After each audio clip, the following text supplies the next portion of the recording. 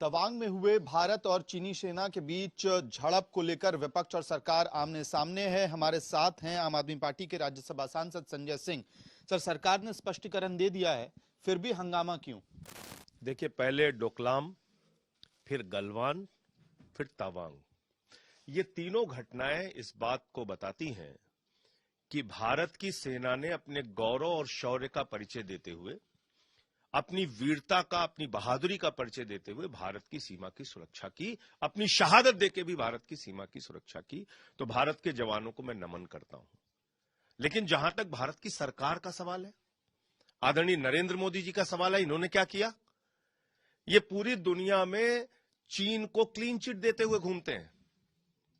जब आप clean chit दे रहे हो चीन को, तो चीन का राष्ट्रपति पूरी दुनिया को इन्हीं का वीडियो दिखाता है, मोदी जी का, कि भाई प्रधानमंत्री तो खुद ही कह रहे हैं कुछ नहीं हुआ। तो हमारे जवानों की शहादत का बदला कैसे लिया जाएगा? हमारी सेना अगर कार्रवाई की इजाजत चाहती है तो भारत की सरकार की क्या मजबूरी है कि वो इजाजत नहीं दे रहे हैं? और मजबूरी मैं बताता हूं आपको। इन्होंने कहा था गलवान घाटी में हमारे 20 जवानों की शहादत के बाद कि हम चीन के ऊपर आर्थिक प्रतिबंध लगाएंगे। हकीकत यह है कि 97 बिलियन डॉलर का आयात किया है चीन से। यानी कि चीन से जो भारत में व्यापार है चीन का, वो बढ़ा है। कितना? 31%। और भारत का जो व्यापार चीन में था वो 37% घटा है।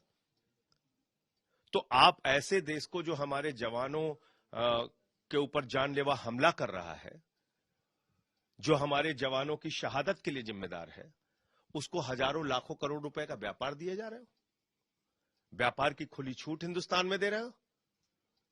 ये क्या मानसिकता आपकी जाहिर करता है? आप दुश्मन के सामने घुटने टेक रहे हैं। जम्मू कश्मीर के अंदर आपने डोंगफोंग नाम की एक ब्लैक लिस्टेड कंपनी को स्मार्ट मीटर का ठेका दिया। आपने धलौरा में 43,000 करोड़ का एमयू साइन किया चीन के साथ। क्या यह हकीकत देश को नहीं जानना चाहिए? पीएम केयर्स फंड में तमाम ब्लैक लिस्टेड कंपनी से आपने चंदा लिया। क्या मजबूरी है भारत के प्रधानमंत्री की? आप व्यापार और अपने पीएम केयर्स के चक्कर में भारत की सीमा की सुरक्षा के साथ समझौता कर रहे हैं। यह बर्दाश्त नहीं किया जाएगा। इसलिए पार्लियामेंट के अंदर इन सवालों का जवाब देना होगा प्रधानमंत्री जी को, और इन सारे विषयों पर चर्चा होनी चाहिए। सर, इसके साथ साथ ये मामला भी देखने को आया कि यूएनएचसी में जब external affairs minister Jaishankar speech दे रहे थे तो उन्होंने पाकिस्तान पर फोकस किया, चीन पर नहीं बोले। अब विपक्षी नेता इस पर भी सवाल उठा रहे हैं। मैं वही तो आपसे कह रहा हूं। मैं वही तो कह रहा हूं कि मोदी जी को सामने आकर इस देश की जनता को बताना पड़ेगा आपकी क्या मजबूरी है। कौन कौन सा व्यापार आप करते हैं, कौन कौन सा व्यापार आपके मित्र पूंजीपति चीन के साथ करते हैं, क्या दबाव है? आप पूंजीपतियों के चक्कर में भारत की सीमा की सुरक्षा के साथ समझौता करेंगे? आप नहीं बोलेंगे, अंतर्राष्ट्रीय मंचों पर सवाल नहीं उठाएंगे? यह प्रश्न पूछना नहीं चाहिए? किन किन लोगों को व्यापारिक बढ़ावा आप चीन के अंदर दे रहे हैं? उनका क्या रिश्ता है मोदी जी से और भारतीय जनता पार्टी की सरकार से?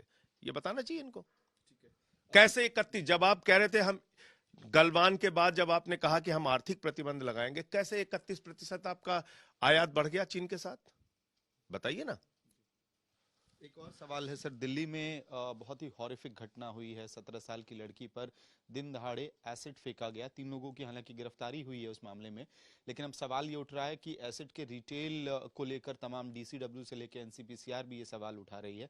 तो क्या आम आदमी पार्टी इस मामले को सदन में उठाने वाली है? बिल्कुल सदन में उठाएंगे, जैसे ही मौका मिलेगा उठाएंगे। लेकिन सवाल यह है कि जब से भारत के गृह मंत्री अमित शाह जी के हाथों में दिल्ली की कानून व्यवस्था गई है, एक नहीं अनेक घटनाओं को आप देख लीजिए। दिल्ली गैंगवार का गवाह बना है। दिल्ली के अंदर कोर्ट में हत्या हुई है, दिल्ली के अंदर स्टूडेंट्स पे लाठीचार्ज हुआ है, वकीलों पे लाठीचार्ज हुआ है, पुलिस और वकीलों का संघर्ष हुआ है। तो दिल्ली को तो कानून व्यवस्था के मामले में अमित शाह जी के नेतृत्व में बद से बदतर हुई है दिल्ली। आप बताइए, एक लड़की के ऊपर एसिड अटैक हो जा रहा है, जबकि सुप्रीम कोर्ट का प्रतिबंध है एसिड के ऊपर। बावजूद इसके उसके साथ इतनी बड़ी घटना हो गई, और देश की राजधानी दिल्ली में। तो गृह मंत्री जी को तो हमेशा चिंता रहती है विपक्ष के नेताओं पे कैसे मुकदमा करना है, कैसे उनको जेल में डालना है, कैसे विधायकों को तोड़ना है, कैसे सरकारों को गिराना है। थोड़ा समय दिल्ली के लिए भी निकालिए। यहां की कानून व्यवस्था के लिए भी निकालिए। ये मेरा सवाल है।